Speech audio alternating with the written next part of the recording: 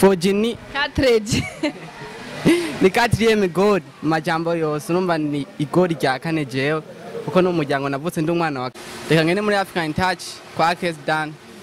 ndamusaba nawe ati jewe shaka kuzoza ndakora umuziki kunuku gusa haragize iminsi myinshi angarako nkagenda kumuraba kangara kari hari bakambira si hari yo amaze kubyanka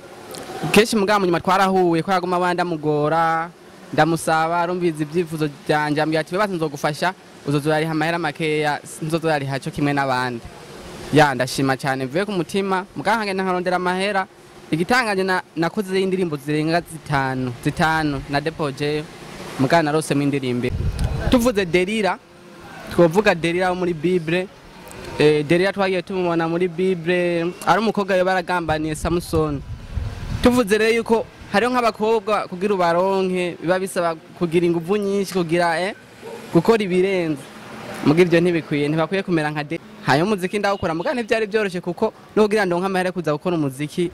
ntabeshye novuga yuko nagurishije nk'ipantaro bari banguriye muhira so orege ari umugenzi kuva kera ari umujama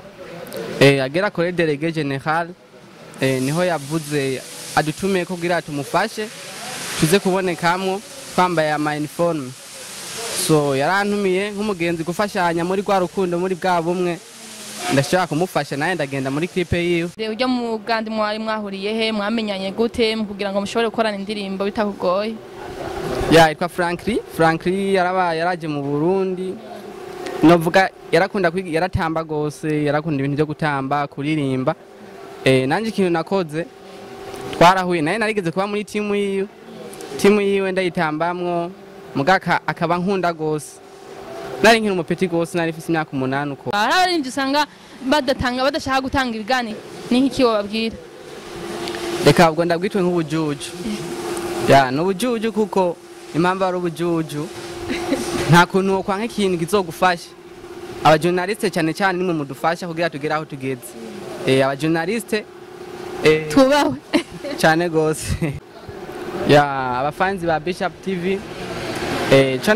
cyo nababwira ni mubandanye mukurikirana Bishop TV ni TV yacu ikunda abarimvyi bashasha ishaka guteza imbere umuziki ndundi ikintu ndabasaba rero tugire amapartage hose Bishop TV bayimenye hose kugira tubandanye turyoherwa muri wa munyenga kugira nujya wundi atarashikirwa azoshika